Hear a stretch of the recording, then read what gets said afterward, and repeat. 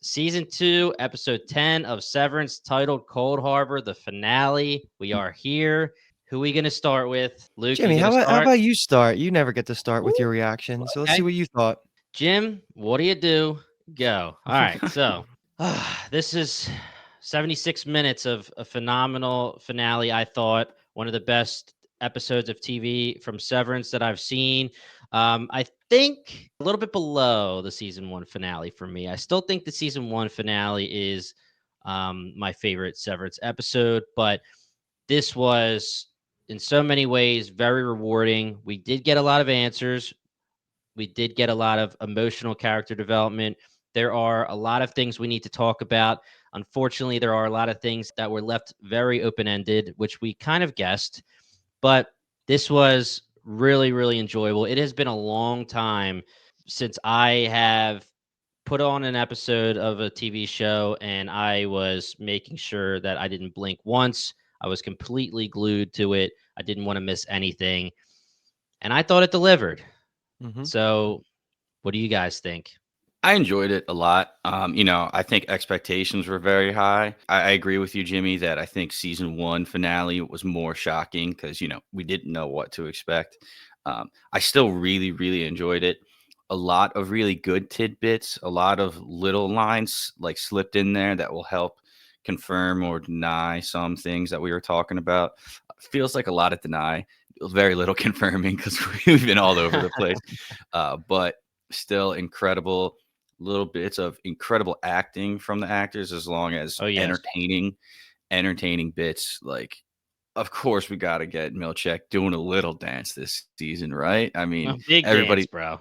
Oh yeah. everybody loved it so much from season one, they had to bring it back. So I was laughing, I was loving it.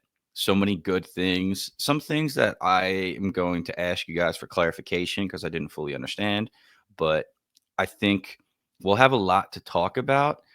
I think we might need to simmer on it to talk some real theories, like for the mailbag, because we will have, season wrap up mailbag. Would love for, everybody to comment your thoughts and what you think is going to come, beginning of season three. It was the longest episode, and there's a bunch to talk about. Yeah, I'm not gonna fight you on this being better than the season one finale. I still think that was a slightly better episode, but maybe it's because of like the mystery box aspect of a show like this where it's tough to repeat that sensational first finale. But yeah, I think this is probably my second favorite episode of the series, not just the season. It felt like the entire internet loved it, and I love that that is the case because people were souring a tiny bit after not getting any concrete answers the last two episodes. And I don't know if you can say that we got mind-blowing answers here, but we did get the season 2 arc answers of everything to do with Cold Harbor, and I think that was really important to land that ship, and I think they really did it.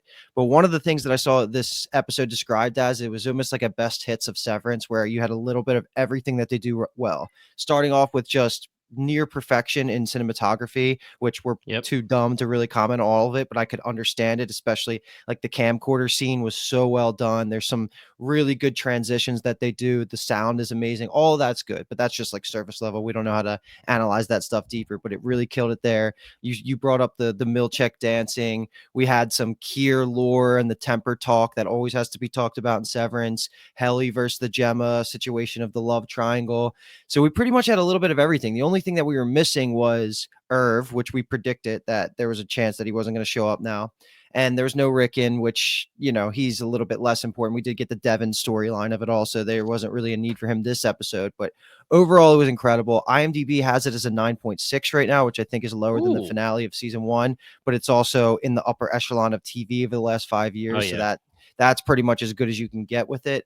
My slight critiques of it are, I don't know how impressed I was with what was specifically in the Cold Harbor room for the stress test, but we can talk about that a little bit later.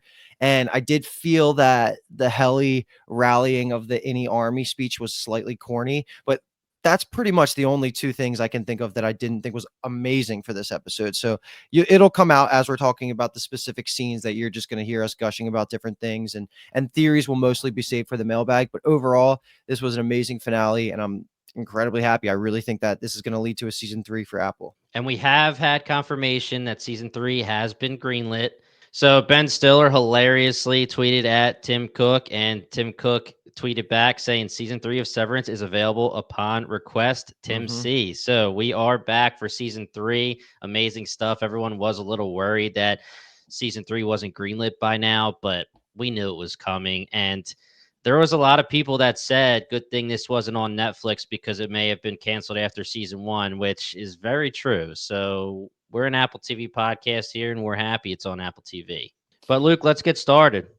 Okay, so this episode gets a little crazy, as all finales will. But what's nice is the first half of the episode is going to cleanly split into the cabin and then some of the Lumen setup before Cold Harbor is completed. So we're going to focus on that, and then we're going to get a little wild with the second half of the Lumen stuff. But first, let's go to the cabin. And I called it. I think we were extremely happy to see that we got a direct continuation of the Cobell conversation because we've been craving this since she's been gone in episode, what was it, 4 of this season?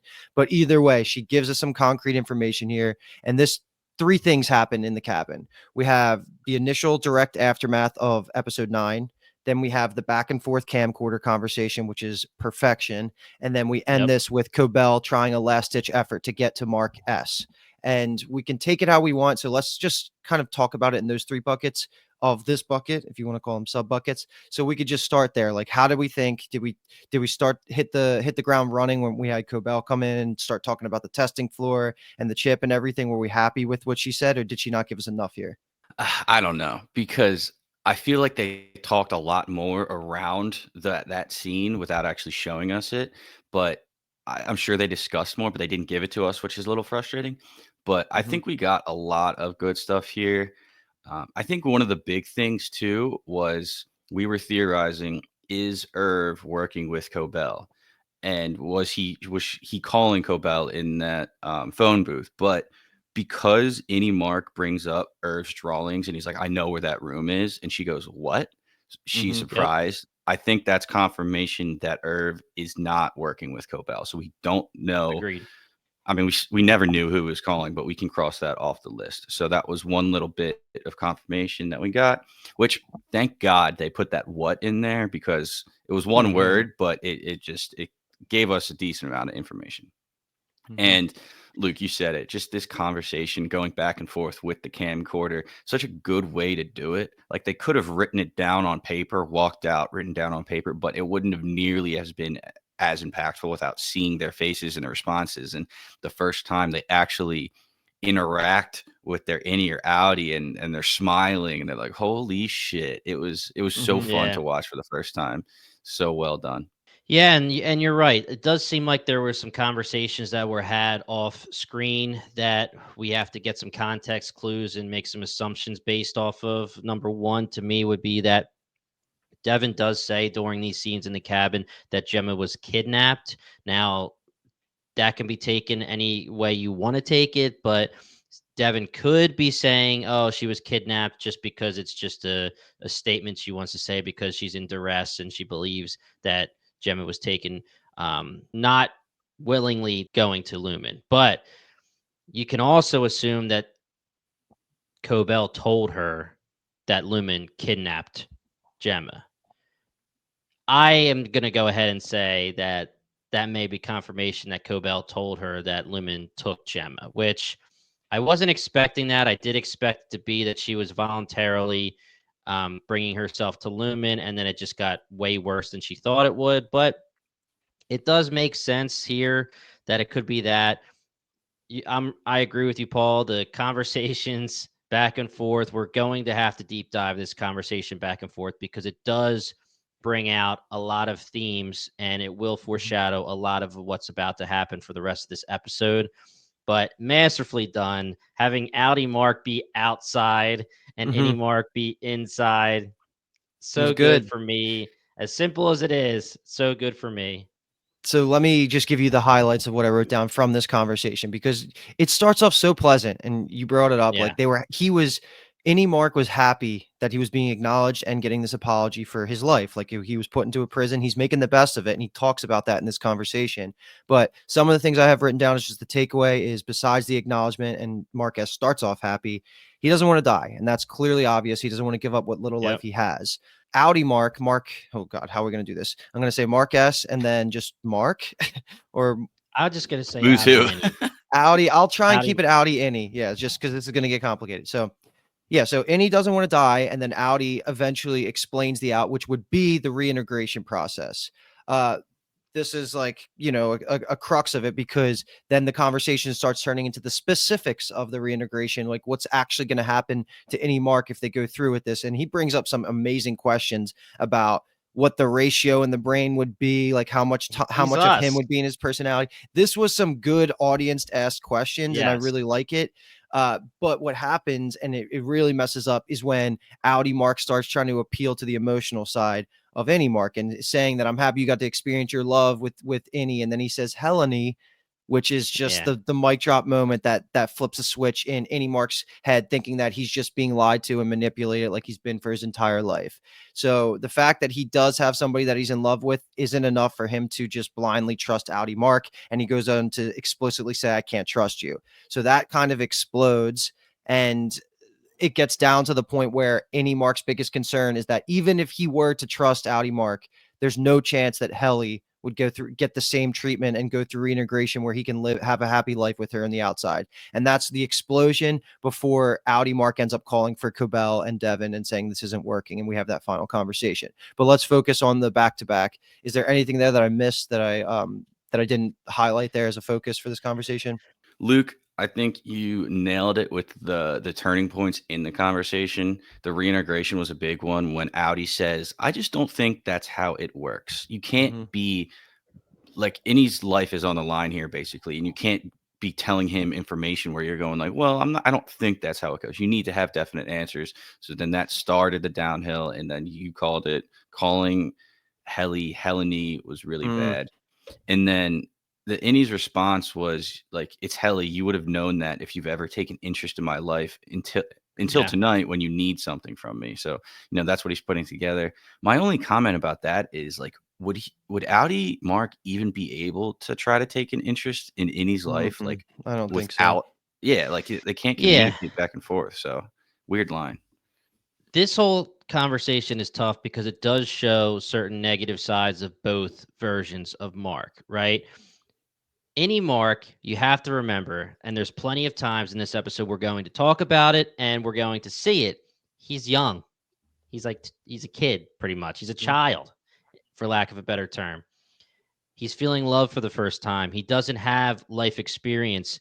He is easily going to act like a child in certain kind of arguments or conversations. So on the flip side, our Mark, Audi Mark, and I don't want to say R Mark because they're both R Mark. So Audi Mark is really being selfish here in a way because he's really not thinking too hard about any Mark's feelings. He is thinking solely that he needs to save Gemma, his wife, which is totally understandable. But the theme about Innies versus Outies this entire TV show is Innie Mark is a person too. And you're asking him to give up his life, give up his love for someone he doesn't know.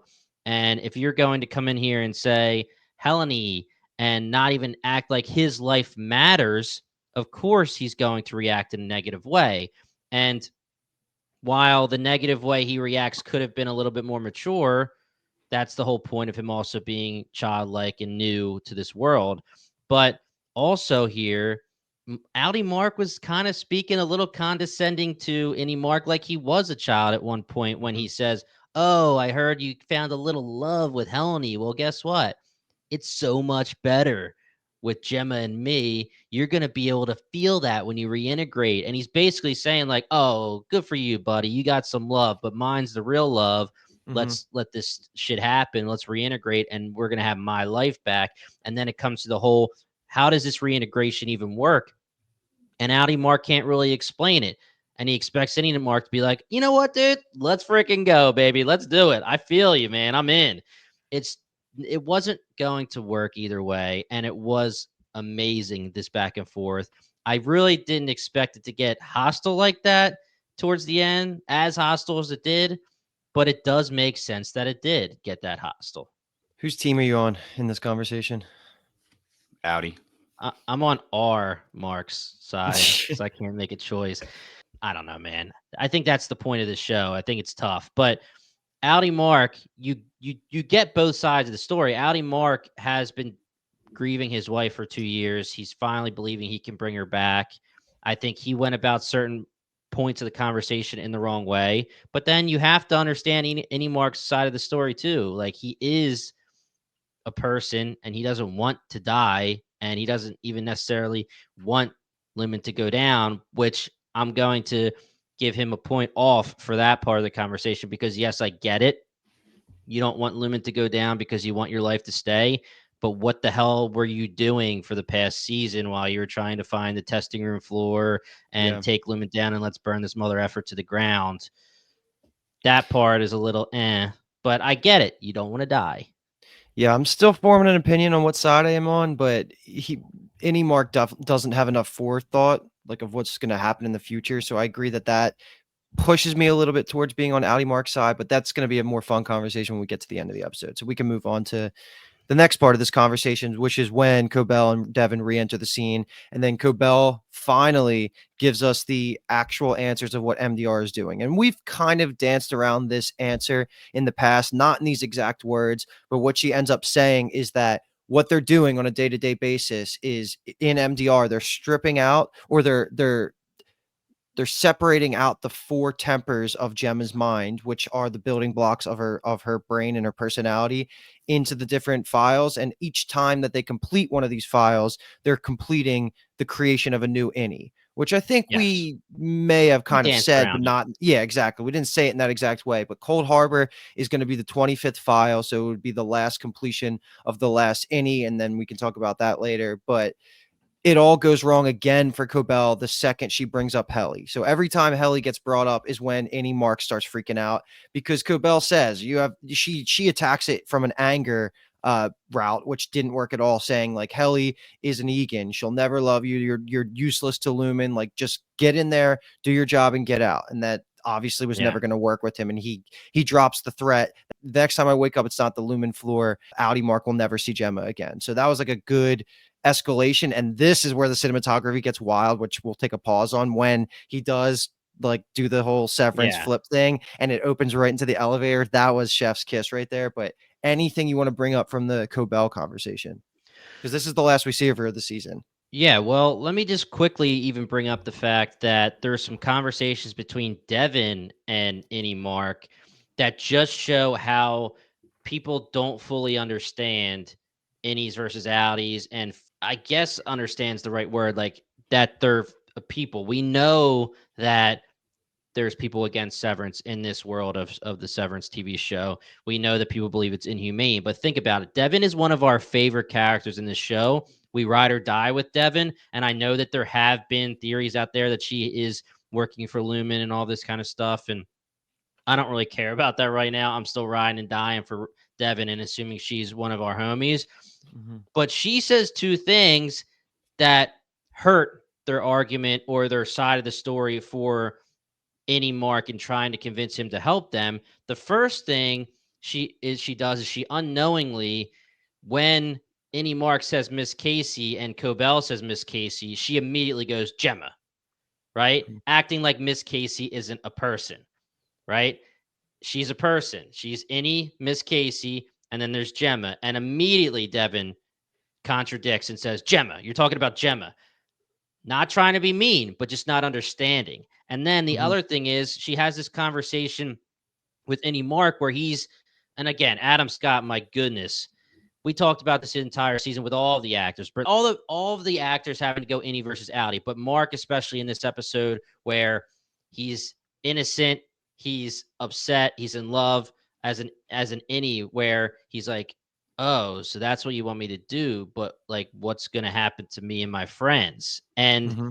Devin literally doesn't say like, I don't care, but she basically is just like, oh yeah, didn't really think about that. Like, she's specifically caring tunnel vision about the Audis, Gemma, Mark. She Right. doesn't care any. So points against her for that. And that's just how it is. It's not like she's a bad person. It's just because the severance procedure is new and there's still people trying to put their heads around it. But the Cobell stuff, very, very interesting. She does say in these scenes one time, your best chance is reintegration. Does that mean that Cobell believes reintegration is actually possible now? Or was she just saying what she needed to say to get him to do what she wanted him to do? I think that there is a possibility that reintegration is never going to be attainable. I think that this show may eventually explain to us that you really can't reintegrate. I think that the conversations between Mark, Outie Mark, and Any Mark was so meta, and it's the audience specifically. We talked about this 1,000 times. What's going to happen? You're going to have two devils, a devil and an angel on your shoulder. You're going to have two minds fighting in your Mhm. headspace. Are you going to somehow magically be able to switch between the two of you? It just doesn't really seem to make sense. And we talked about it specifically with Helena and Helly because they're so different than each other. But like, if you're any Mark and you're hearing about this reintegration and then you're outie Mark and not being able to explain it, you're going to reintegrate. And what now? You're going to love Gemma and now you're going to love Helly and you're going to have two wives. It's just Mhm. obviously there's not going to be a happy ending for Mark and Gemma and Mark and Helly together, but it just seems like that there's a possibility that reintegration may not actually be a thing. I could see Yeah. that.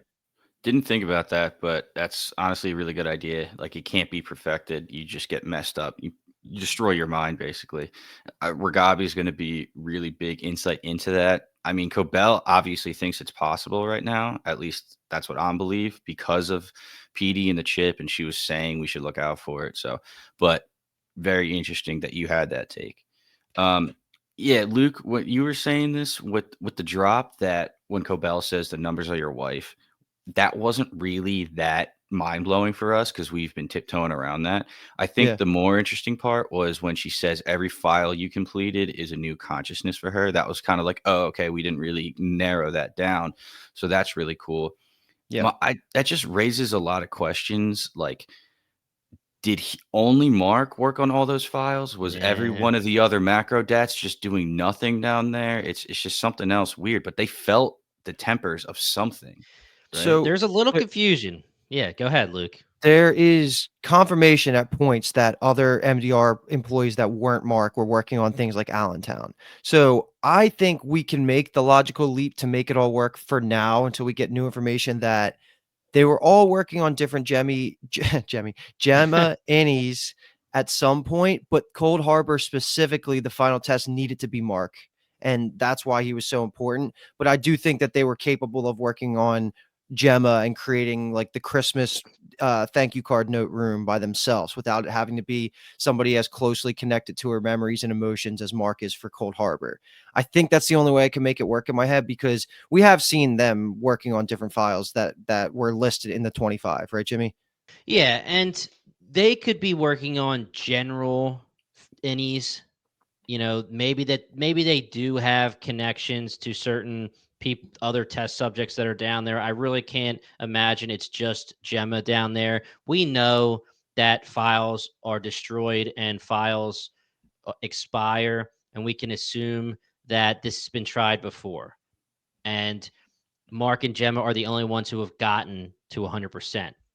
That can attest to their connection, their emotional connection to each other, if that's where we're going to go with that theory. But I do have to assume that there's been other subjects that just can't get to 100% and they expire and Lumen gets rid of them, maybe. But I think that Helly, Irv, Dylan, they have to be doing something, Yeah. hopefully just general any stuff like the dentist. Maybe Mark can start the file because he knows that in his subconscious that she hates the dentist and that's her fear. But then from then on, they can refine. But Yeah.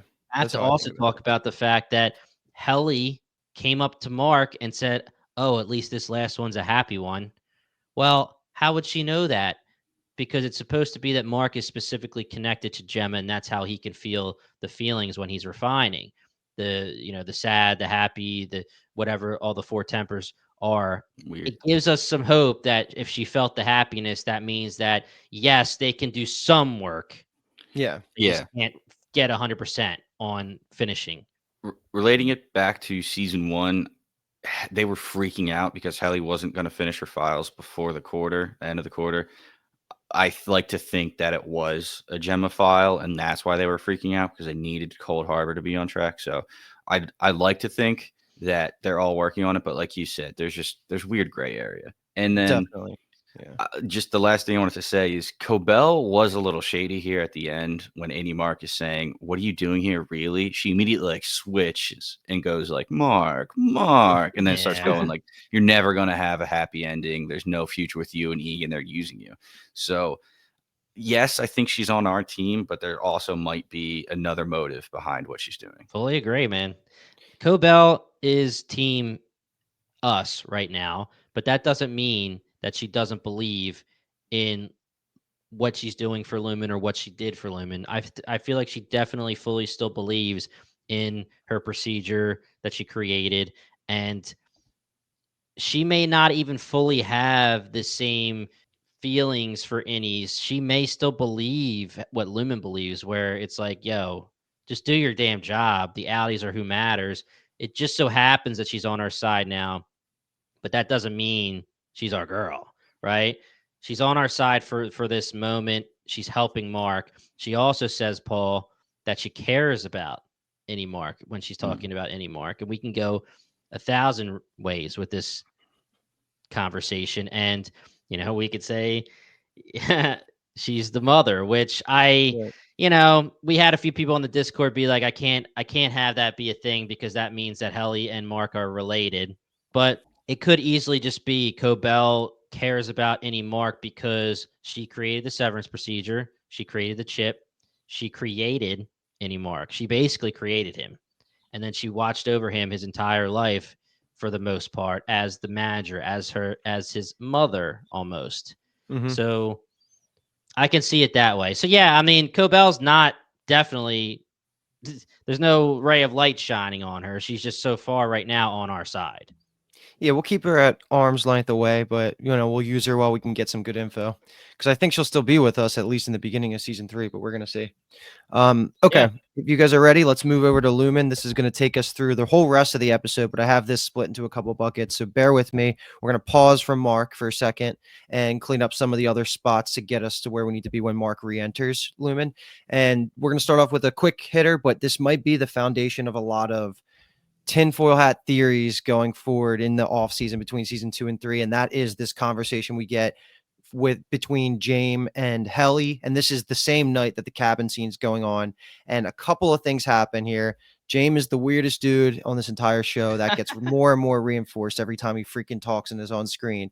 But what's the mind-blowing piece that we never guessed, I didn't even see this anywhere, is that James admits here he has no love for his daughter Helena anymore, and he actually has a complete interest in Innie Helly because he is now seeing the spirit and the fire of Kier, the founder, in her. His whole life has been about nurturing any source of this Kier essence he can find in people, which he originally thought was Cobell when she was going through her Wintertide internship thing, and she lost it. And then he thought his daughter Helena had it. She lost it. That's why he said he had all these other kids, because he was trying to find the next inheritance to basically pass on that has the true Kier vision, and that's what he sees in Helly. And I'll save some opinions and theories for this for later, but is that what you guys were taking from this, that it's really about like the fire and the ambition she has in her personality, that is why he's saying this, and could mean that she's pretty important to the plans, and Audi Helena, in my opinion, now has the door open to joining our side because she's going to be completely rejected by the CEO of Lumen,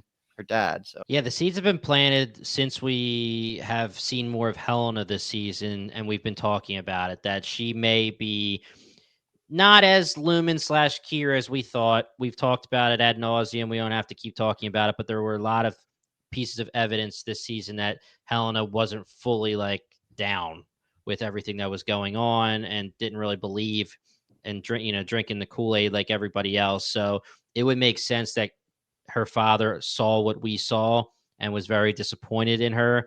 In hindsight, rewatching, you can tell that he doesn't have any love for her, but at the same time, we kind of just assumed that's his weird characteristic trait. He was just always very creepy and weird, and we didn't fully know if he was just acting that way because that's who he is, or now we're wondering if there was just no emotions because he didn't give a shit about her. And he says, I sired many children. Well, we have some options here. There's some people out there that could be children of James, and it doesn't have to necessarily be a main character like Mark. There are scenarios where could it be some of the people that work in Mammalian Nurturable? Is that what it is? Yeah. Mammalian Nurturable. Yeah, and we were wondering what are those people? Are they there all the time? There's even a snapshot of Petey's map that shows Lumen's floors that he was mapping out, and there's a thing that's pointing saying people may live here. So could Jane be hiding his children somewhere? There could be a whole floor, a whole section, a department with James' secret children that I'm sure we'll probably get into. But the one thing that surprised me, and I did see this online, is the fiery side of things and the ambition. I know the ambition is fully Kier, but has he ever been explained to be fiery to us? I mean, I don't know. Either way, yes, he believes he sees Kier in now Helly. Mm-hmm. And we were right about the fact that the "You Tricked Me" Helly was about the bathroom Season 1, scene yeah. and the speech, season 1 finale. So I don't know what he thinks is going to happen here. What is he going to permanently try to make Helly his daughter? I feel like if this episode and even this season in general did anything for James' character in changing my opinion on him, it's that I don't think there's like they're geniuses. This is a grand plan that's all going to kind of work out. Because like they keep failing. Drummond dying was like totally not expected. So I don't know. Like I don't trust that James going to be able to confidently like manipulate Helly into doing things. He doesn't seem like this mastermind that can think forward 5 years and have everything go according to plan. So I think he's just reacting as things are changing throughout the first 2 seasons. So I don't know what he thinks is going to happen because I don't see any world where he can convince Helly to work against Mark and actually lean into being the future heir of Lumen. Yeah, the revolving is still a thing. I think we Yeah, have to that's put true. that is like his goal basically, and he was talking about Helly is supposed to take his place.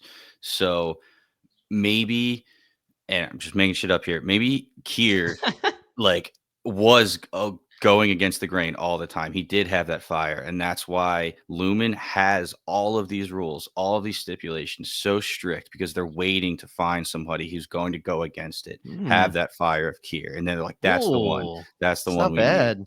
So, they want the Yeah. rebel. I like that, Paul. so yeah, and that's Helly. I mean, down to a T. As soon as she got there, she was like, "Fuck this place." So that could be like they see that, and instead of like, "Oh shit, that's a problem," they're like, "Oh shit, that's our girl." So Okay. really Yeah. interesting. And I just gotta mention the line where James like, "I was so cross with you, I threw a tin of candies," and she just looks at me and goes, "God, you're fucking weird." It's just so good. Yeah, he is weird, man. And it is something very important here that these people at Lumen, Drummond, everyone in a higher position, you can argue Cobell, but we don't know that for sure, believe or have to believe that innies are nobodies. They are nothing. But James is saying, I don't love my Audi version of my daughter, but I see Kieran you and Innie, which is very, very surprising for who he's supposed to be. And I agree with you, Luke. I really don't think that him specifically is any kind of genius or mastermind. We know that he's been stealing shit. We know that he stole the severance chip Yep. procedures and the protocols, blueprints from Cobell. I think that he's just at this moment in time the CEO of the biggest company in the world and has all the money and all the power, and they just need to use other people to bring forward their plan. Maybe Hmm. Kier was a genius and a visionary back when he was alive. And maybe some of the other CEOs were too, but I don't believe James is one of them. He's using the scientist, he's using Cobell, he's been using other people. And now I'm not saying he's an idiot or something, but I just don't think that it just seems like he's just being told where to be at Yeah. certain times. Yeah. Agreed. Okay. Ready to move on. Let's do our next couple of scenes here, and it's all just going to be about Dylan. And this is having Milchek receive him from the elevator and him being surprised that his resignation request was quote unquote denied. Drink. But he brings them over to the break room and he gives them the response that he gets from the Audi. And we're going to talk about all this, but I thought it was beautiful. This was one of the most unexpected responses. It was really well written. It had the funny Dylan humor, even that we were used to from the innie, but it had like the touching like realness of what we're now coming to understand about his Audi version. There's a lot of cool points here. I'll let you guys talk about it, but of course, like the funniest part of this entire thing was after Milchek gives him the paper, turns around and just sprints his ass right over because he knows he's about to be up for the marching scene soon. Yeah. As it may yield an embarrassing emotional response in you, and I'm duly swamped, I shall leave you to read it in solitude. So Just like funny. part of his head too. You didn't even see his Yeah. whole body. Just like Just get out of there. Yeah. Yeah, Hilarious. the points in his letter were great. Point one, fuck you. Point two, I get it. She's perfect. Point three, I hope she sees in me what she sees in you one day. And I did bring up like earlier in the season how the juxtaposition between Innie and Audi Dylan was so funny. How Innie Dylan was so confident. I have the strength of two Yep. men. I probably have 100 wives outside. Like basically, he was the most confident man in the world. And Dylan, we found out this season, Audi Dylan was not too impressive, as he put it. He's not out there confident, and so it's funny that it came back into play, and now that Audi Dylan is literally trying to emulate any Dylan, like he's jealous. So just something I didn't really think coming, or didn't see coming, and just another weird little relationship you have to think about when you think of being severed. This is all weird possibilities of having this other individual inside you. Yeah. And something to bring up here, if reintegration is possible or not possible, could the end game here be any Dylan accepting the reintegration process, maybe not knowing it's fully real, maybe just it being that the Audi has memories of the innies, but knowing in the end game he'll get to be with Gretchen. He would put up the least fight Yeah, if that was the yeah, case. Yeah. yeah. Now my question to you guys is, do you think that there's a lot more to this Gretchen storyline? Or do you think the whole purpose was to explain what it was explained, to show us what it showed us in this season, and then we're pretty much done with it?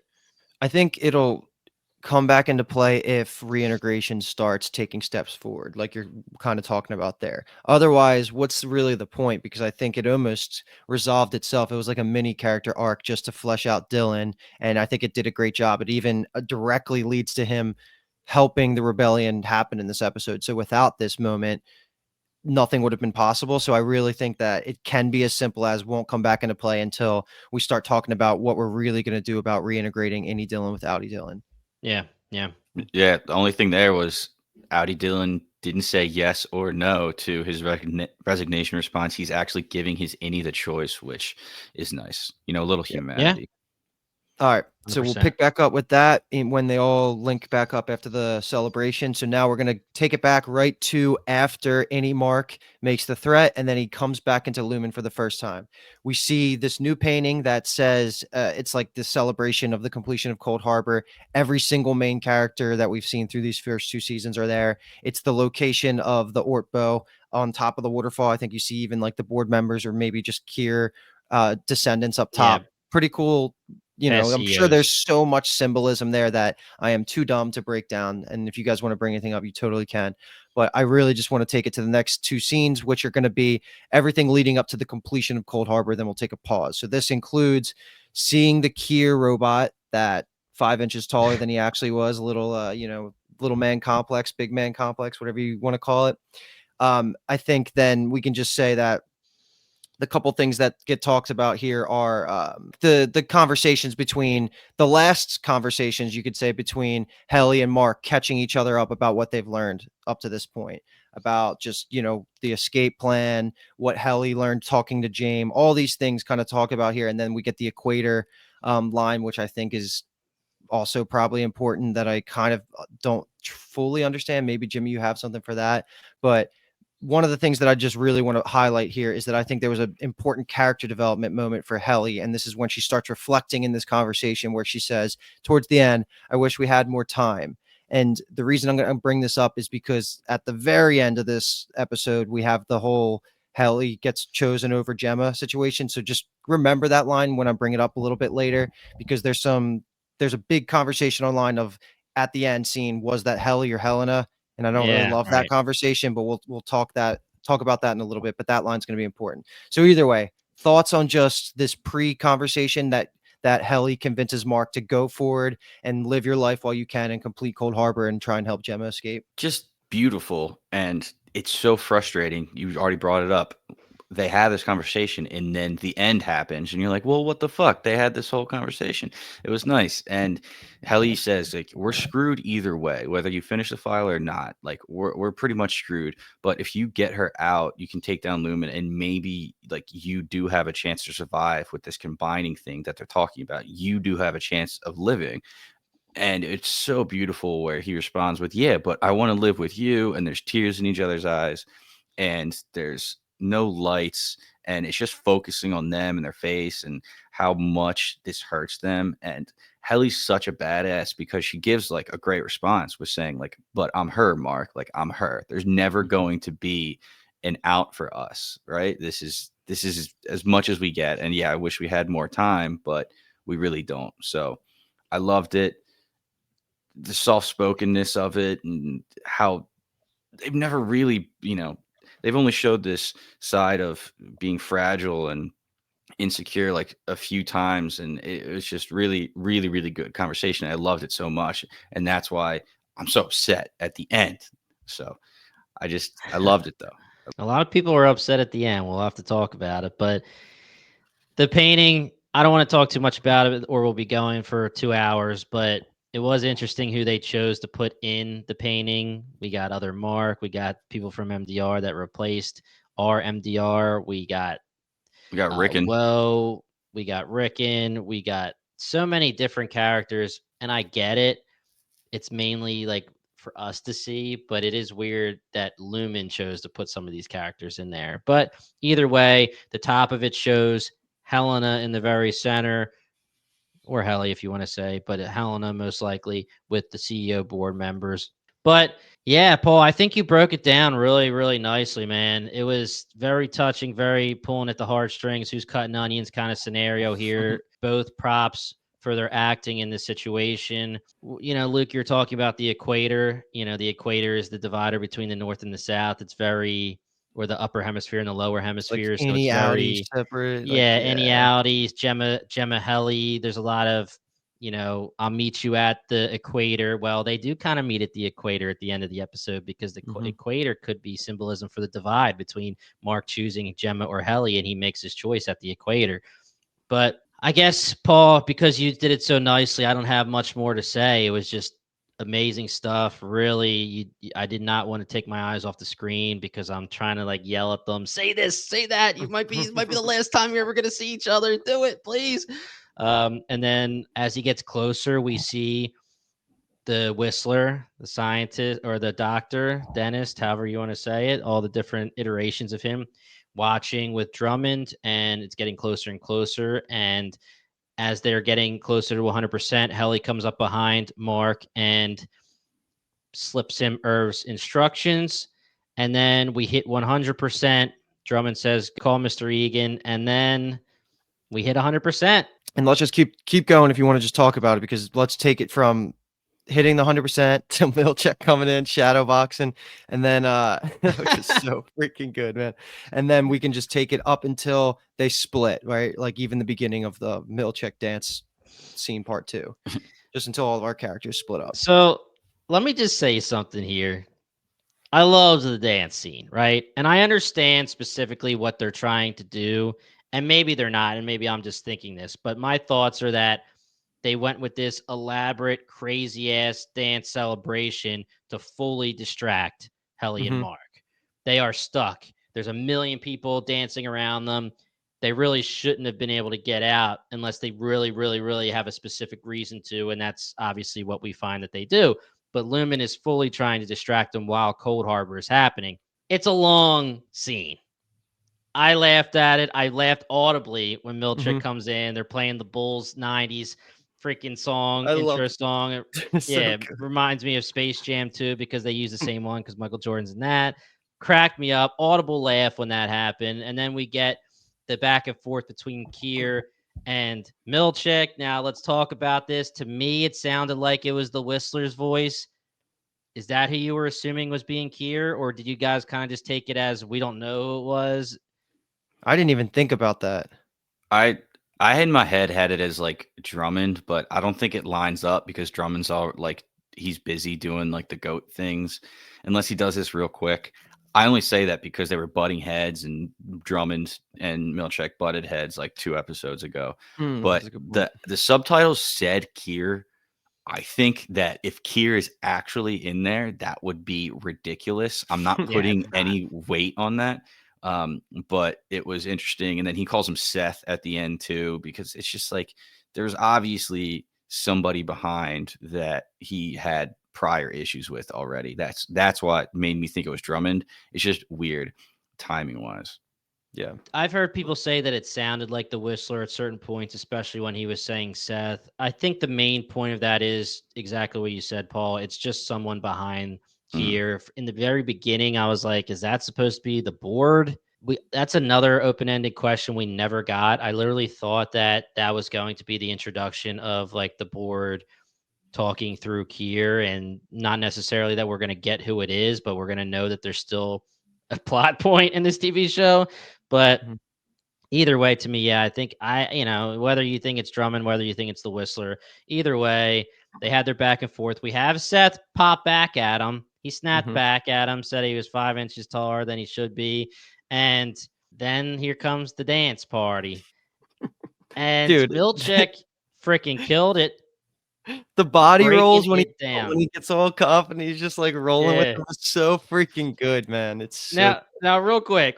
The only thing that I could think of this entire time is they're like, "All right, here's your floor manager," and I was like, yeah. "Was that supposed to be Cobell if she wasn't fired doing this whole dance sequence?" Wow. Great point. That's so true. And yeah, unless this is all Milchek, he just likes to perform.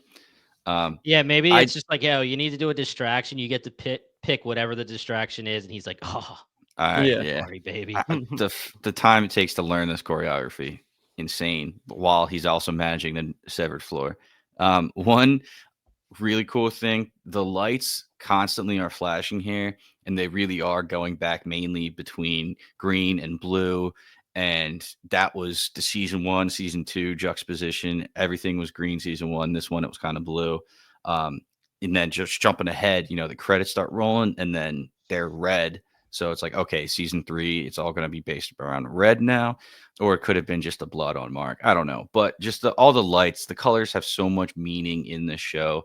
Going back to how they film it, I don't think we're smart enough to talk about that. We do know that blue and red throughout the 2 seasons were any versus outy, so they would Mhm. show one versus the other. But also, Mark and Helly were both wearing blue and green. One was wearing blue, one was wearing green in this episode. So yeah, it always means something. Yeah, it does. Okay. So that you're right, Jimmy. That was a long scene, which is nice for note-taking purposes. You get to sit back and just relax for that part. But in order for us to get to the actual climax couple of scenes in this show or this episode, we got to pick up a couple of these setup scenes in the bucket that I have laid out here. So bear with me as I jump around to different things that we need to get our people in place, and then we'll talk about the whole ending.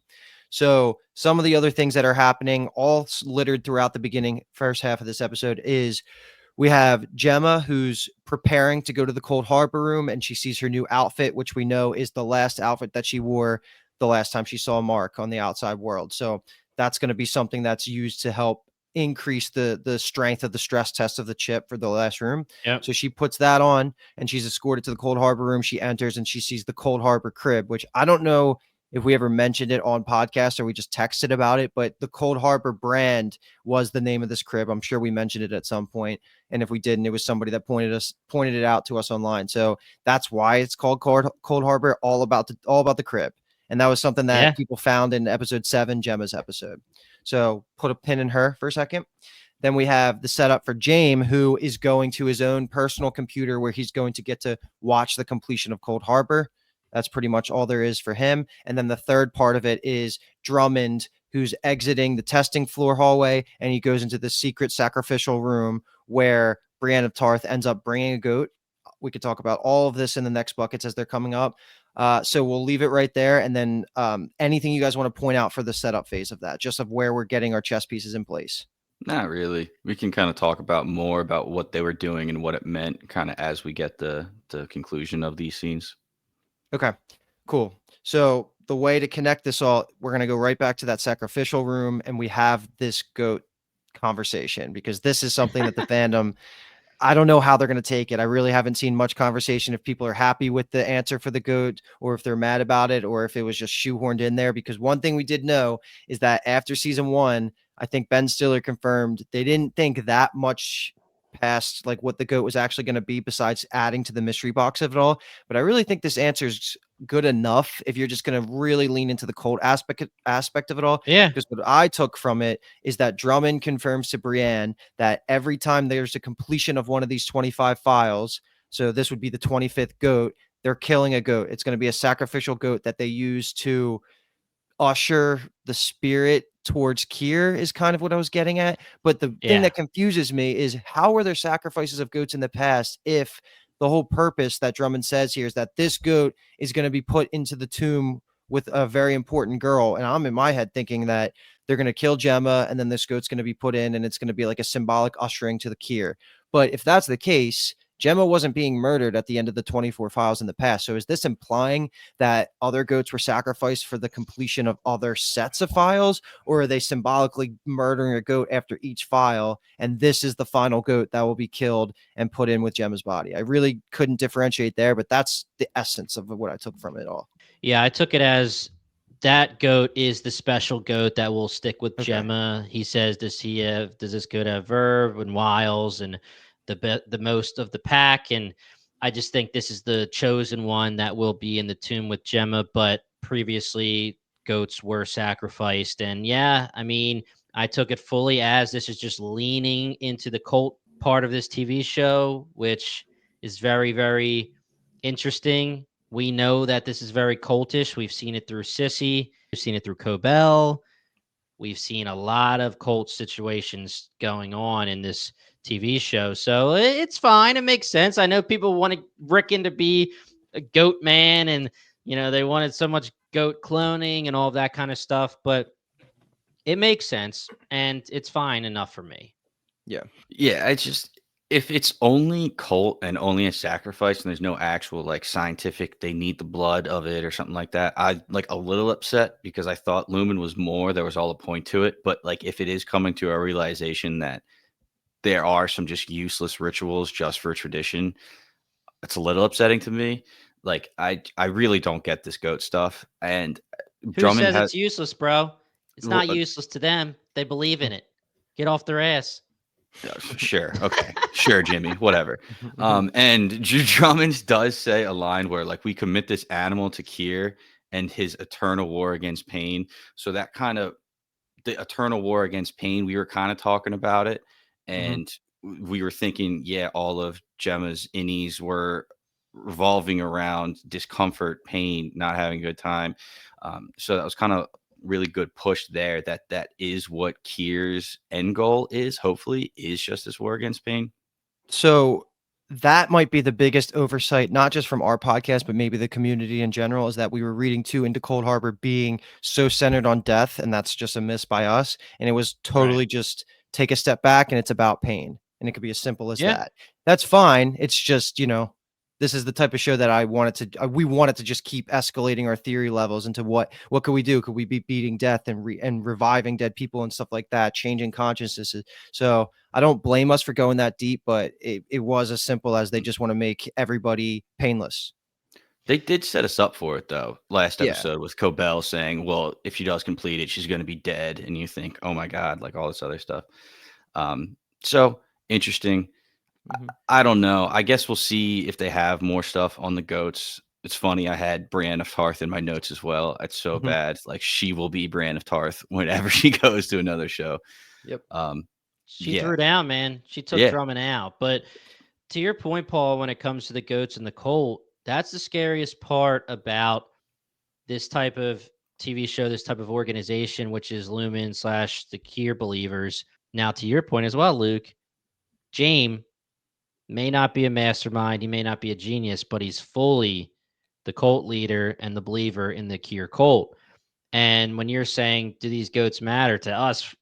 No way. We know it's a stupid thing that they're doing, but to them, they believe in this cult. They believe in everything. So the sacrifice is an important part of it. And that's what makes it scary, because it's just so idiotic, but they believe that it matters. And they Mhm. believe that everything Kier has always said from the beginning, there's the God complex where it's fully scripture. It's fully scripture, everything that he said. So James is just the leader of a cult, but it's a leader of a cult who also happens to own the biggest freaking organization, business, company in the entire world.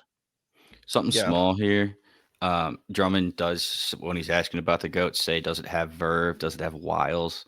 And the animatronic Kier, at one point, he brings up one of his, I forget the word they use. It's a rule, though, or Yeah, his vision. a trait. Yeah, and it's vision. Yeah. So just going back to the Wintertide trophies, we're saying like the year of wiles and the Mhm. year of vision. Yep. Maybe that's just how it is, that calendar, and they just go through the cycle. Every year is a new one of Kier's rules, whatever they're What are they called. called? They're not Traits, called attributes. Yeah, okay. So tempers are the 4 main One of the pieces, and then there's 9. one of Yeah. the 9. Yeah, they call it the 9, right? Got, yeah, Yeah. okay, Yeah, yeah, we've heard him say that perfect. before. But yeah, so we're gonna pick right back up with this goat scene because there's 2 buckets of groupings left. So we're gonna pick back up with that in a second because I want to end with all the Mark stuff. So just to get us there and close out all the scenes in the MDR room, we just have to talk through everything that goes on with Dylan and Helly and them teaming up to block Milchick in the bathroom. And we have that rallying speech that Helly gives, which again is kind of reinforcing the changes in her, where before her only concern was fuck this place, fuck my Audi, the Egans suck, I want to burn everything to the ground, to now she actually is caring about her life. And I think that's the key change that I'm going to use to slightly defend Mark's decision towards the end, or I guess her decision to show up and kind of make Mark have to make a decision. But either way, there's some, cool parts here, but I did think this was like the corniest bit of dialogue that we got, because it was a little bit more like, let's do this, fight for our lives, kind of thing. And Mhm. I didn't love it, but I Yeah. understood what they were really going for. The more interesting piece for me was Milchick hearing this, where I thought he was having a moment in the bathroom where he was internalizing what she was saying and actually believing her and willing to change, but he ends up muscling Dylan out of the vending machine, and he jumps up there like a freaking animal, like he's about to like attack, and then he sees the whole army ready to go against him, and that's when Dylan says, "Fuck you, Mr. Milchick." And that's like the last bit we get, which you can assume that, I don't know. I didn't like, based on the movement of Milchick at the end, I didn't think that he actually turned to our side. It almost felt like, all right, Oh, I'm no. gonna punish the hell out of everybody, and then he's like shocked. So it sounds like Yeah. you took it the same way I did there. I don't think Milchick's on our side, man. I Never, don't think he's yeah. joining our side. And honestly, I don't know if Cobell while she's on our side. I already said it. I don't think she's fully on our side. So maybe the hell in a turn will be the big turn to the good side. But yeah, I mean, not that we know what happened to Milchick after. We didn't see anything on screen, but he was ready to come in swinging. He was coming out swinging. So we have this band that we are knowing now is its own department, this marching band. They're playing one of the Kier songs throughout the entire thing, Banger. um, playing the Kier banger throughout the entire thing. And like I said, the whole scene with them playing was very long, but I don't know that I took it necessarily as corny with the Helly speech. I think it was, like you said, Luke, a character development situation, and it shows that she is starting to care for her life and care for other innies' lives. And just for them, again, every second that they're in Lumon, they're starting to find out that there's more people like them. There's more innies. So her giving this speech about, you've lost some people. We know you've lost some people. And, this is what's about to happen to us if you don't help us. I liked it. I liked it. And we'll definitely get into Helly's decisions towards the end. The only thing I think I got from that conversation is Jane was just talking about how he wants to see Kier in her. Maybe because she was able to get a following, she was able to rile these people up to like enforce her goal. That's what Kier did back in the day, right? He was able to get a following make this foundation of whatever this group is. And maybe that's just another trait that she is walking in Kier's shoes. So, and then the only thing I have for Milchek is he's never seemed to be fully like praise Kier. Kier's the best. He was like, yeah, like work is good, Lumon's good, I'm going to take my job seriously. But even when he's butting heads with the animatronic Kier, which was funny because back in episode 1 of this season, the new MDR employee was like, "Oh, in our branch we had animatronics in the propriety wing or whatever it was." So it was funny to bring that in.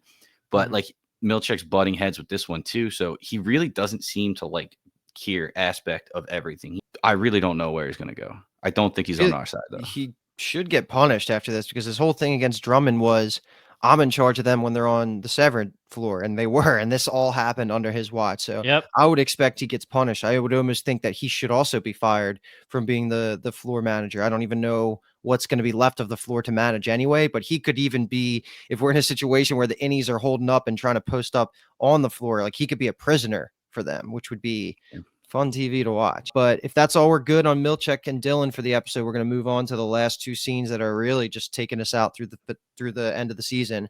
So this picks up directly back to the goat scene. What actually stops Drummond and Brienne of Tarth killing and sacrificing the goat is they hear Mark on the outside trying to get to the testing floor. This results in, if I'm going to call all this all the way through the elevator scene, like one scene, this might be my, like a top 2 scene of the entire show, if not like my favorite, because so much good happens here. There's some laugh out loud moments, like Drummond just left hooking him right in the face randomly after he's like holding Mark. We have just, of course, like what happens in the elevator is laugh out loud funny too, but just, it's a lot of action. And I'm really happy that, of course, like Mark was able to convince and rally Brienne to hurt his side. So like the goat people to his side just through his actions. And she was done with the Lumon bullshit. She didn't want any more killing. So she ended up deciding to help. But yeah, they just have this crazy back and forth. And then they get down to the testing floor. Do you want to throw any comments in there before we move on to the Gemma stuff? Adam Scott has said, and Ben Stiller, they confirmed that when he gets thrown up against the wall by Drummond, it was real because he didn't protect himself by accident and he got a concussion from it. Oh my So God. he got his head smashed up against the wall. And it was funny because in an interview, Adam Scott was like, "So how did it look?" And Ben Stiller was like, "Dude, it looks great." Yeah. So he did have to go to the hospital, I believe, after, but they got a good scene out of it. And yes, it just, again, proves that Cobell was right. As soon as Mark hit that 100%, they didn't care if he lived or if he died. Drummond was going to kill him if Brienne of Tarth didn't save him. And I hate that we keep saying Brienne of Tarth, but I love it at the same time. So we're going to keep doing it. And Brienne of Tarth and Emil thank Mark for his services because one of her babies, a life, was saved because of Mark. And hilariously enough, they had this whole plan set up and they're like, "Mark, get to the testing room floor," and his card didn't freaking work. And it's like, shit, what was he going to do?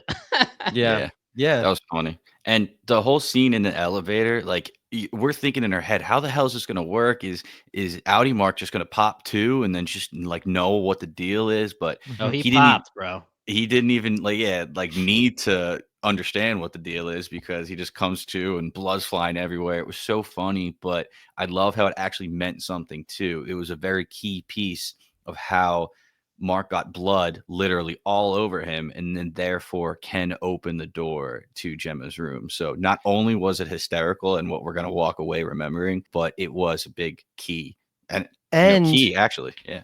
Add on to it that it was genius writing to have Drummond fall and keep the elevator open for them because they wouldn't have been able to get upstairs again. So it was genius. Didn't think about that. I would have bet any amount of money that Drummond was going to survive this season before this episode. Yeah. But the fact that they killed him in this way was both comical and just really well thought out and just the whole heist of it all, so I think it was genius. Like that was such good writing. Like he looks down at his tie and opens the Cold Harbor room. I loved it all.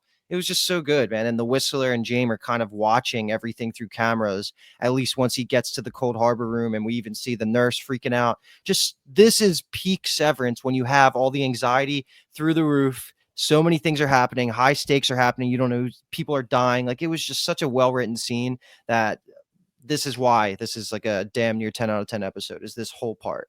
Yeah, and you have to assume that Audi Mark talked to Cobell and talked to Devin, and they set up their plan saying, okay, you're going to walk into Lumen today. Hopefully, any Mark does what we asked of him, and he goes through with the plan. When you wake up, you should be waking up in the elevator on the testing room floor. So he did, but he woke up with the gun up to somebody's neck and he accidentally popped him. And if I'm Audi Mark, I'm like, geez, man, what the hell did Eddie Mark do? Like, Yeah, I was thinking that but he's probably like, Any Mark's a fucking badass. He fucking really took yeah. this whole floor under his arm.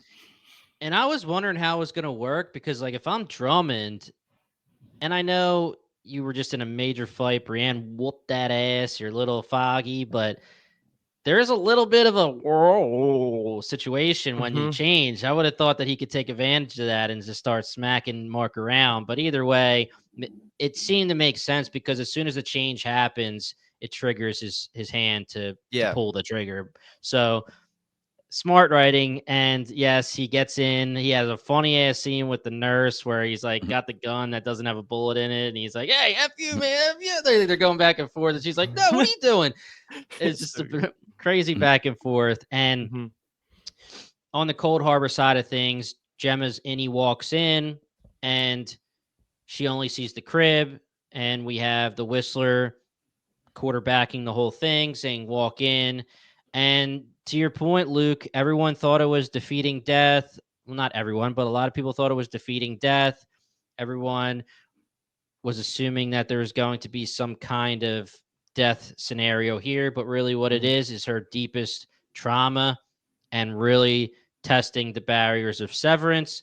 So Which it was does make successful.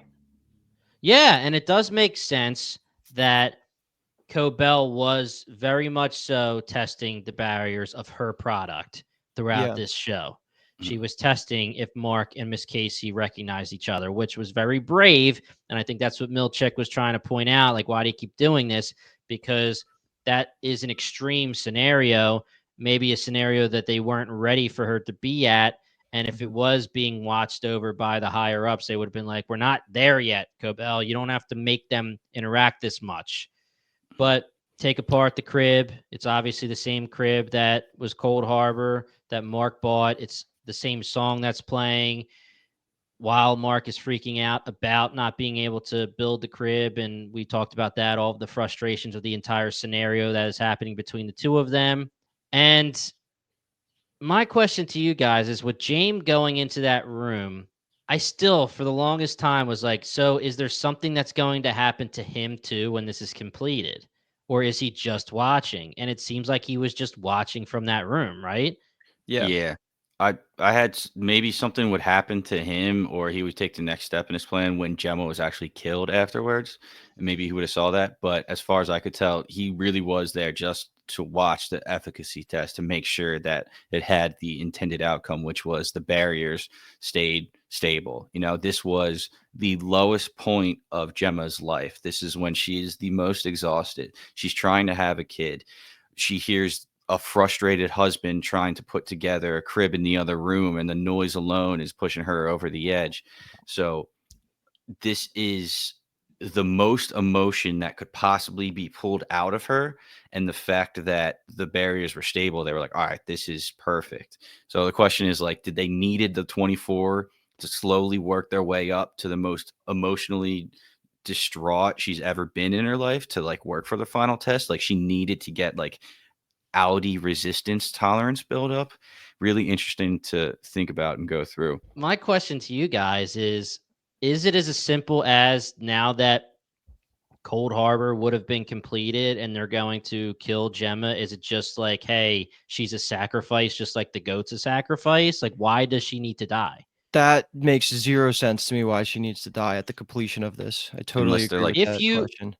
has there been any confirmation, and this is me maybe being stupid, has anyone ever had the chip removed? Will that's what that kill you? That's what I was just gonna say. I don't think we've ever. The only time we've seen the chip removed is Petey's dead body. Right, So I right. think they need what is ever in her mind in that chip, and that's why she would die. It'll Is kill her. because she's gonna be brain dead after that.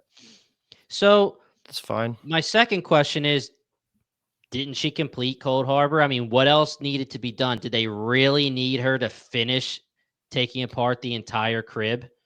Well, no, now they probably need the chip. Right. So that was the end. That was what the problem was. They just now need her chip. So Yeah. technically it was completed. It was proven that there is nothing that will cross over the lines and the barriers of Severance, except we can talk about a little bit here when Mark actually gets in the door. He sees his wife for the first time, but it's not his wife. And she's obviously very scared. She doesn't know if this is part of the test.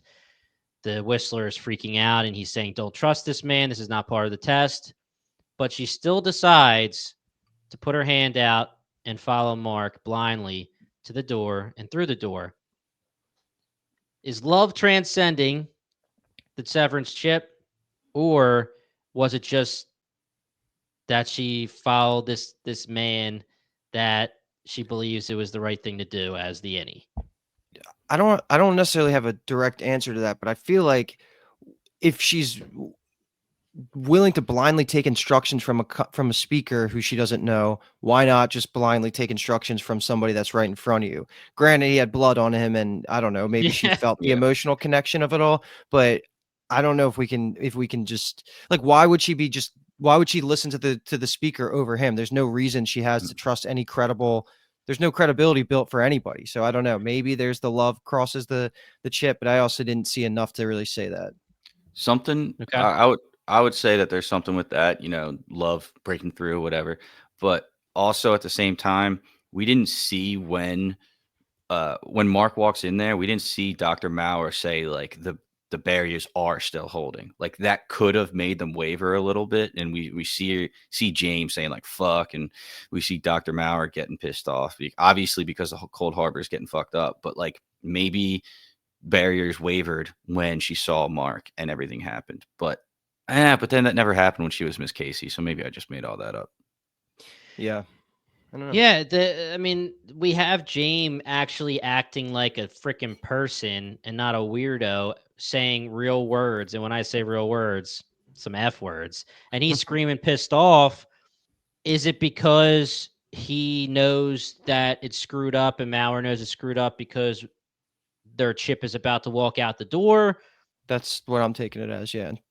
Okay. And the greatest thing in the history of Earth, of humankind, is this chip being completed and Cold Harbor being completed. And if we believe that Kier's ultimate goal was to remove pain from everybody, I guess their goal here was to go through these 25 files, go through common nuisances, all the way to the biggest trauma that you've ever had in your entire life, and proving that these severance barriers exist and hold throughout all 25 of them. And that's a complete chip. Now that they have that complete chip, they could take everything from the chip and mass produce it and then cure the world of pain. I don't see a diabolical antagonist ending for this yet. And when I say antagonist, I just mean like, do they have another reason for doing this, or is it just going to be as simple as this is Kier's vision and we want to remove pain from everyone in the entire world? Or could it be get the chip in people's heads and turn them into our slaves, or I think the antagonistic view of it all now is going to focus on the innies being their own people and wanting Oh lives yeah, as well. yeah. Oh yeah. So Well, like yeah, and I definitely shouldn't have said antagonistic view. I meant like, was there another layer to what they right. want? And I'm really hoping there is because I want the cult stuff to take a level up next season. Like that would be really nice if there was more of a grand conspiracy of like world takeover. Because I don't really know how realistic like the reviving of Kier is anymore. Maybe it's still like potentially on the board, but it did seem like we took steps away from that. But the revolving question is still out there, which we've already kind of talked about, and that's going to be super key to understand what that is. But yeah, there has to be more because there's 3 more seasons planned. Like Yeah, we could be Right. I even saw some people say that this could have been a soft finale if they really wanted it to Yeah. be, because if you walked away from it, while you wouldn't have gotten every single answer, you would get the sentiment of the majority of it, and then you would get the psychological conflict of like the choosing of the two girls and like what you would actually end up doing. So I don't know, like it could have worked, but like obviously we're gonna get 3 more seasons, so there has to be layers and layers and layers that are uncovered. Right. Let's take it home. Because after the escape from the Cold Harbor room, we have all this emotion. This is like the great acting piece of it all. I don't know how much we need to comment on how good these two actors were, but the funny moment when they're going up the elevator, they're starting to kiss, and then they turn into Annie Mark and Miss Casey, and it's super awkward. But the point is, they eventually get to the stairway, and Gemma returns to being Gemma, and then there's the moment where Helly shows up after the rallying speech, and then they're at the equator, and then Mark ends up choosing Helly, and then that's like scene, that's the end. This was emotional, heartbreaking. It caused so many fun conversations online, because I'm loving this debate of who he should have picked. Should he have stayed with Helly, or should he have went out and honored the deal with Audi Mark, so that he could live with his wife? And I think, Paul, you kind of said it earlier, I am right now on team he should have went out with Gemma, like, and he should have left Lumon and let Helly figure out the Egan stuff herself. But that probably makes for a less fun show. And I will say that one of the pushbacks I got from Alki when we were talking about this all was saying that maybe it was Helena at the end there, and she was really planted there to convince him and coerce Mark back so that they could eventually get Gemma back so they can get her chip. I don't really buy it, because I think a lot of the point of season 2 towards the end scenes for Helly were this character development moments. That's why I was like focusing on the line earlier, her saying, "I wish we had more time." Because people are saying Helly's not cruel, because that's what Irv says. Like, she wouldn't have put Mark in this situation. But the "I wish we had more time" thing almost feels like she's starting to care about living and making a life for herself. So this is in line with Helly's character growth, I think. And until I see more compelling evidence, I feel like how it should play out is that this is Helly the whole time, but Mark S just made a selfish decision to live. I don't blame him, but I wish he did the other decision of going with Gemma. Yeah, that's the first thing that popped into my mind when the scene happens, is that has to be Helena, because it's the only way that it makes sense after Helly's big speech of "I don't have a future, we don't have a future, you could potentially live." That's why I was so mad, because I'm like, what are you guys doing? Why are you running away? Where are you running to? There's no possible place you could hide, is what it feels like. So it's frustrating. And that I get the frustration of the argument, is this Helena again? Because like you said, we just went through this whole thing. Are they going to keep doing it over and over again? And I know that's a constant trait we have to look out for, but at one point it feels redundant. And Yeah. the last thing I'll say about this, and it could be nitpicky, I'm not going to say it's breaking the show, I just don't really understand it. In season 1, we saw Helly going in and out of that door for like her first day figuring it out. And I know there's red sirens going off, they're blaring, but that almost feels like the door would lock both ways instead of one way, Yeah. because you don't want anybody to escape. So I just didn't understand why it was unlocked from the inside and then locked from the outside after we've previously seen it just be free flowing. I get that they needed to separate it and make sure Gemma can't come back in, but I didn't really understand it. A little frustrating. But the last thing, that little Helly glare back at Gemma, was that Helly being like, "I got my man," or was that Helena saying like that was close or something like that? There's a lot of Yeah. interesting stuff going on. Did they even need to make the door locked? Because Gemma could have opened it, and it's not like she could have went back in. It would have turned into Miss Casey, and she wouldn't have known what was going on. So I feel like they could have just had her having the door open and like waving, like, "Come on, Mark," because she couldn't walk back in with the same conviction. So it would, and I agree now that you pointed that out. I didn't even think about that. How that seems like a tiny plot hole, but not crazy. All right, I have to go, but I will be back with a bunch of theories and try to talk through a lot of the stuff on the midweek mailbag, our final one of the season. Going to be a lot of fun. All right, Paul, we love you, bro. But me and Luke have a little bit left to talk about. Let's talk about this stuff, because I have some devil's advocate to play. I want to throw some scenarios at you. But first, like you said, clap, clap, clap between Gemma and Mark seeing each other for the first time, after all of this grieving, after thinking that they were never going to see each other again. It makes episode 7 so much more strong, or so much more important, because we've got the love for Gemma. We understand Gemma, and we talked about that, how one episode she became one of the most important characters and one of the most understandable characters. So that was a great choice by them. So now let's talk about this whole scene between Mark, Gemma, and Helly. So first, I want to start off by saying that Helena's actress, Britt Lahr, has said that she, in an interview, that this is Helly. Okay. Now, again, like we always say, truth, lie, we don't know. But my devil's advocate here is, would Mark, if he was in the reversed role, Audi Mark, do that for any Mark? So if Gemma came to him at the other end of the hallway and Helly was outside, and he knew that that would mean any Mark gets to be with Helly, would he go to his wife, or would he go and do what he thinks is part of the plan? Well, I mean, I don't know if that is like apples to apples, because the end Love is game is love, like, bro. well, yeah, I mean, but like the risk of Audi Mark rejecting him, any Mark getting to see Helly, isn't death for him, unless in that scenario, any Mark's just gonna live I'm just inside saying, Lumen forever. completely reverse the scenario, exactly the same. Just pretend like every everything would be the same. There would be the same exact repercussions.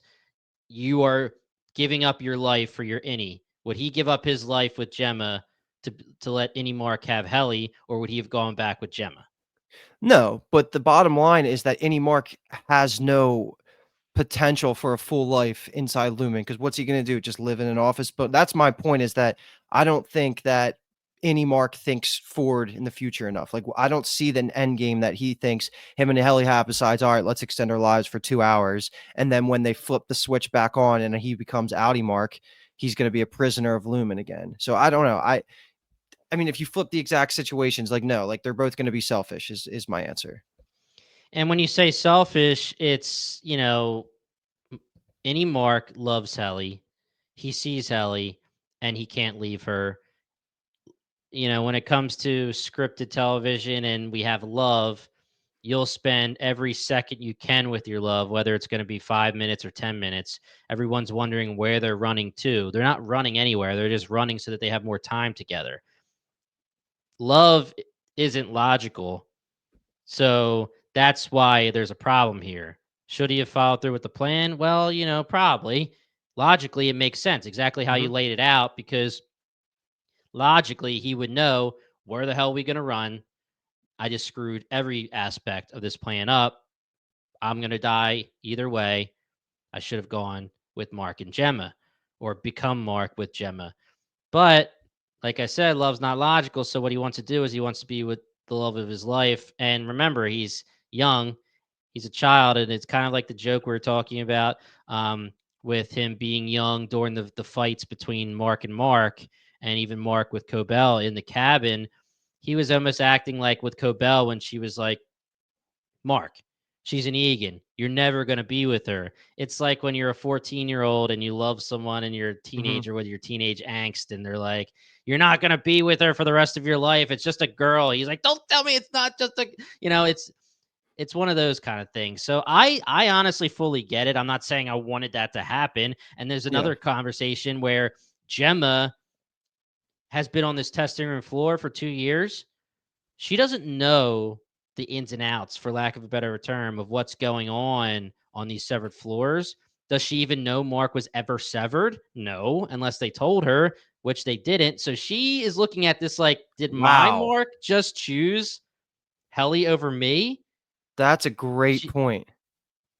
she's not really watching this as, oh, any Mark's choosing his love. She's watching this as, Mark, what the hell are you doing?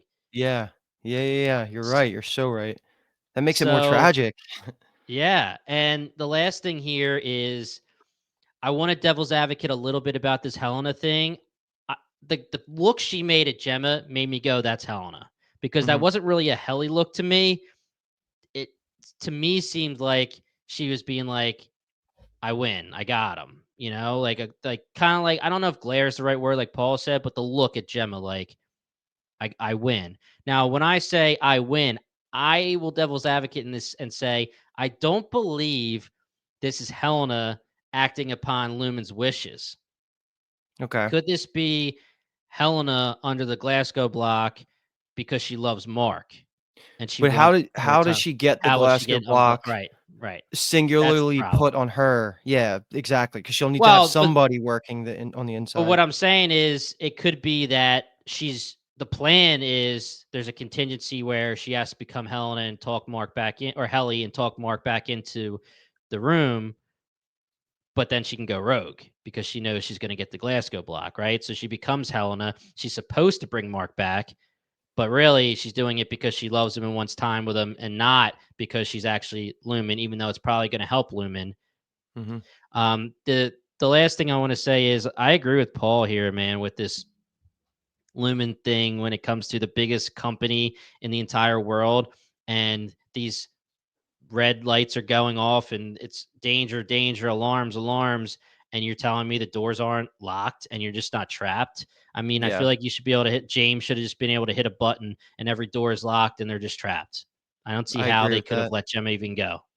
Yeah, And that's I shitty. mean, and in even it seems like throughout this entire show so far that it's just a lack of manpower for Lumen for someone who's supposed to be so strong. I understand that these severed floors are supposed to be highly secretive and highly classified because they're doing some bad shit. But again, you should be able to hit a button, doors all locked. You should be able to hit a button, and then there's basically like an army of security guards Yeah, coming after you're them, right. and they're never going to make it from the freaking testing floor all the way through a maze to the outside door that will get Gemma out.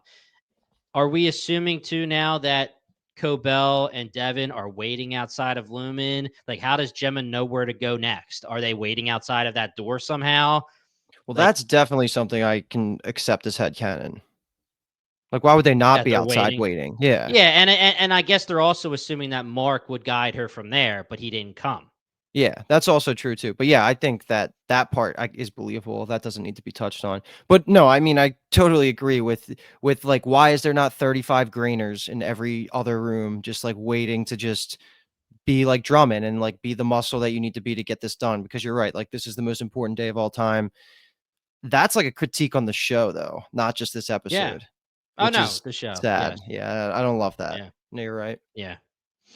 And going towards the security guard side of things, who's that dude watching Mark that we never got an answer about? Yeah, was it the micro data refinement guy that looks like Mark? Was it Yeah. Grainer's clone, which we're it's definitely not? Was it Drummond? He looked too skinny to be Drummond.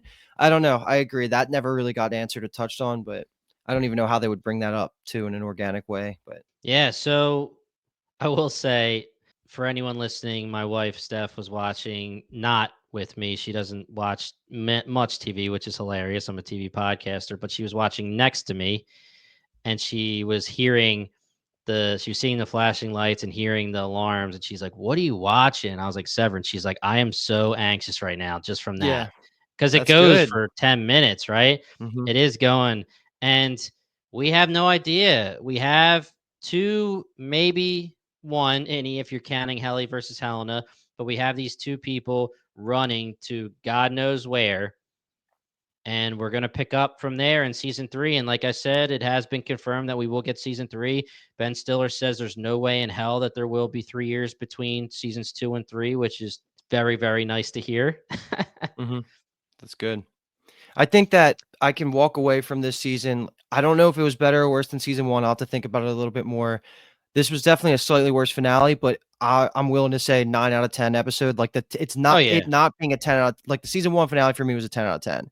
This was probably a Right. 9 out of 10. A couple of the issues you just raised right there, which is like part of it. No Irv is always gonna make me a little bit sad. And then of course no Rick and my boy too. So a couple of things were missing from this. And also I didn't love what the actual insides of Cold Harbor was like. And it just felt like almost a little bit repetitive, like having to go through 25 different case studies to get to that point of trauma, where they all felt pretty traumatic to me.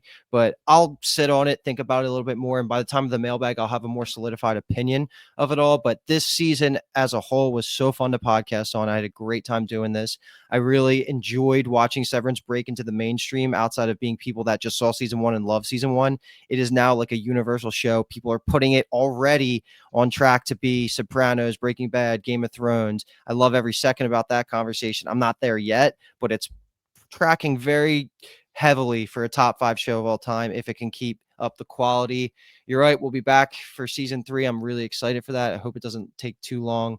But man, this show is just rocks. I think it's such a good show.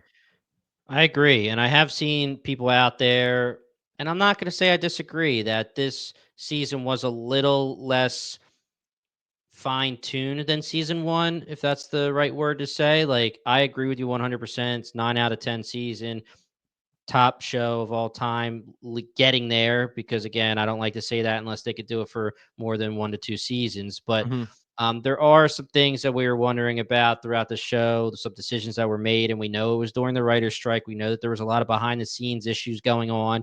So I think overall season one was better, but I think season two is top tier television. It's probably, I want to say, the best TV we've seen in a very long time. Shogun's up there. There's plenty up there, but Yeah. Severance has the opportunity to be top show of all time.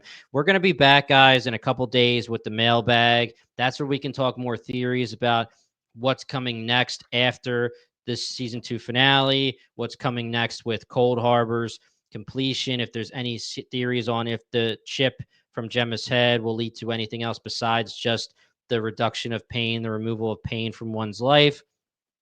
There's so much more to talk about. And guys, we want you to talk with us. So join our Discord, bingetowntv.com/Discord, or hit the link in the description, or comment on Spotify, or comment on YouTube. We'll get to as many as we can. We'll comment back if we can. There's so many of you guys, and we want to make sure we interact with all of you. So if we miss you, just try again. We will get to you. Don't you worry about that.